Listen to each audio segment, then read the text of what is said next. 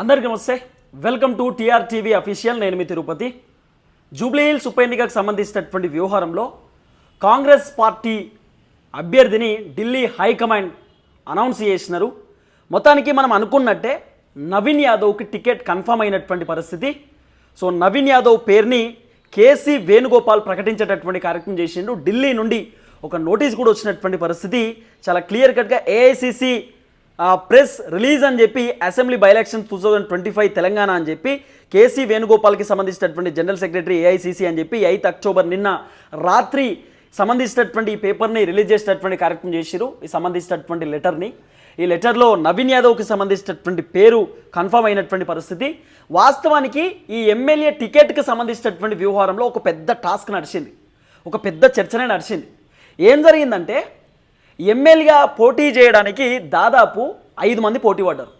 5 మందికి సంబంధించినటువంటి పేర్లు ముఖ్యమంత్రి రేవంత్ రెడ్డి, మీనాక్షి నటరాజన్ ఢిల్లీ హైకమాండ్కి పంపించేటటువంటి కార్యక్రమం చేశారు. ఢిల్లీ హైకమాండ్ రేవంత్ రెడ్డికి, మీనాక్షి నటరాజన్కి చెప్పిరట, పేరు మీరు కన్ఫర్మ్ చేయండి, ప్రకటించండి, ఫైనలైజ్ చేయండి, లేట్ అయిపోయింది, ఎలక్షన్కి సంబంధించినటువంటి షెడ్యూల్ కూడా వచ్చింది, 13వ తారీఖు నుండి నామినేషన్స్ కూడా, సో టకటక కానియండి, లేట్ చేయకండి అని చెప్పి ఢిల్లీ హైకమాండ్ చెప్పేటటువంటి కార్యక్రమం చేస్తే మీనాక్షి నటరాజన్, ముఖ్యమంత్రి రేవంత్ రెడ్డి పాపం ప్రకటించలేకపోయారు. వాళ్ళ బాధ ఏంటంటే ఒకళ్ళకి టికెట్ ప్రకటిస్తే ఇంకోళ్ళు బాధపడతారేమో, ఇంకోళ్ళు ఫీల్ అవుతారేమో, ఇబ్బంది పడతారేమో అని చెప్పి పాపం వీళ్ళు పెద్దగా రిస్క్ తీసుకోలేదు, మీనాక్షి నటరాజన్, రేవంత్ రెడ్డి ఇద్దరు.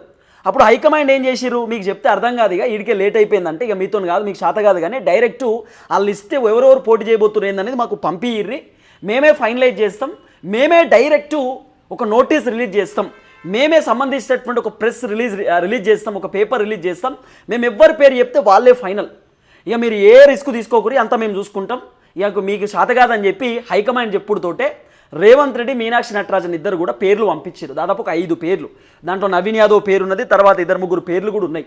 పంపిస్తే ఒక మహిళ పేరు కూడా ఉంది, ఆ మహిళ పేరు కూడా పంపించేటటువంటి కార్యక్రమం చేశారు. చేసిన తర్వాత హైకమాండ్ ఇటు ఉత్తమ్ కుమార్ రెడ్డి, బట్టి విక్రమార్కకు సంబంధించినటువంటి ఒపీనియన్ తెలుసుకున్నారట, ఎవరు గెలిచే అవకాశం ఉంది, ఎట్లుంది పరిస్థితి అని తెలుసుకున్న తర్వాత ఇటు బట్టి విక్రమార్క, తర్వాత ఉత్తమ్ కుమార్ రెడ్డి ఇద్దరు కూడా నవీన్ యాదవ్కి ఇస్తే ఛాన్సెస్ ఉండొచ్చు, ఎందుకంటే నవీన్ యాదవ్ గ్రౌండ్లో బలంగా ఉన్నాడు, లోకల్ క్యాండిడేటు, తర్వాత నవీన్ యాదవ్కి టికెట్ ఇస్తేనే కొంత బలంగా ఉండేటటువంటి అవకాశం ఉంది, కాబట్టి నవీన్ యాదవ్కి ఏమని చెప్పి వాళ్ళు కూడా చెప్పిరట. వెరిఫై చేసిన తర్వాత నవీన్ యాదవ్ ఆయన కొంత వివాదాలకు చిక్కుకున్నాడు ఈ మధ్యలో. ఏది ఎలక్షన్కి సంబంధించిన కోడ్ ఉన్నప్పుడు ఆయన కార్డులు పంచడం, ఏది ఓటర్ ఐడీలు పంచడం, అక్కడ వివాదాల్లో చిక్కుకున్నాడు. మొన్న మళ్ళీ సోషల్ మీడియాలో పోస్టులు పెట్టుకున్నాడు, ఏది కుట్టు మిషన్లు పంచుతున్నాడు మహిళలకు. సో ఓట్ల కోసం ఇదంతా ఒక స్టంట్ అని చెప్పి చాలామంది మాట్లాడుకునే ప్రయత్నం చేశారు. తర్వాత ఎలక్షన్ కమిషన్ ఆఫ్ ఇండియాకు ఒక లేఖ రాసిండు రఘునందన్ రావు ఎంపీ.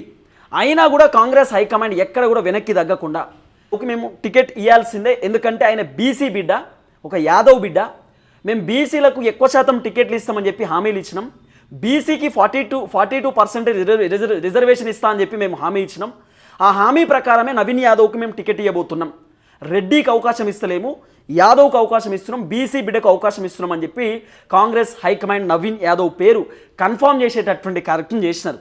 సో నవీన్ యాదవ్ ఇప్పుడు గ్రౌండ్లో బలంగా తిరిగేటటువంటి కార్యక్రమం చేస్తున్నాడు. ఇది మీనాక్షి నటరాజనో రేవంత్ రెడ్డి చెప్తున్నో ఇచ్చినటువంటి టికెట్ కాదు, డైరెక్ట్ కాంగ్రెస్ హైకమాండ్ ఫైనల్ చేసినటువంటి టికెట్, హైకమాండ్కి సంబంధించినటువంటి డిసిషన్ టికెట్.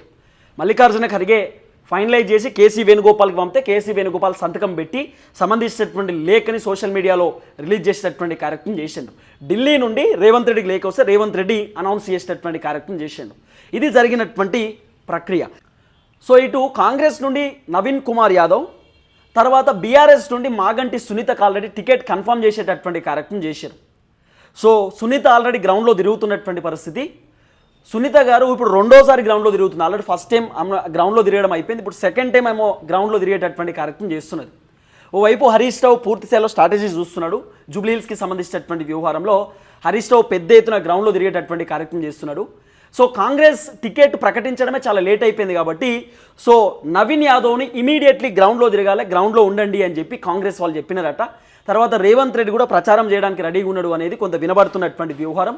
రేవంత్ రెడ్డి కూడా గ్రౌండ్లో తిరిగేటటువంటి అవకాశం ఉంది. తర్వాత కాంగ్రెస్ పార్టీకి సంబంధించినటువంటి మంత్రులు కూడా మొత్తం జూబ్లీ హిల్స్ కాన్స్టిట్యున్సీలోనే తిరిగేటటువంటి కార్యక్రమం చేయబోతున్నారు. కాబట్టి మొత్తానికి నవీన్ కుమార్ యాదవ్కి కాంగ్రెస్ టికెట్ కన్ఫర్మ్ చేసినటువంటి పరిస్థితి. చాలామంది ఆశాభావాలు ఉంటుండే, కానీ నవీన్కి ఇస్తేనే బాగుంటుంది అనేటటువంటి ఆలోచనతోటి పోటాపోటీ ఉండాలంటే అక్కడ గెలవాలంటే నవీన్ తప్ప వేరే ఆప్షన్ లేదనేటటువంటి అంశంతో నవీన్ యాదవ్కి కాంగ్రెస్ టికెట్ కన్ఫర్మ్ చేసేటటువంటి కార్యక్రమం చేసినారు. సో ఇప్పుడు టఫ్ ఫైట్ ఉండేటటువంటి అవకాశం ఉంది. రేవంత్ రెడ్డి వేరే వాళ్ళ పేరు చెప్పినా కూడా హైకమాండ్ వినలే, నవీన్ అంటే నవీన్కే ఇచ్చేటటువంటి కార్యక్రమం చేశారు. చూద్దాం ఏం జరగబోతుందో.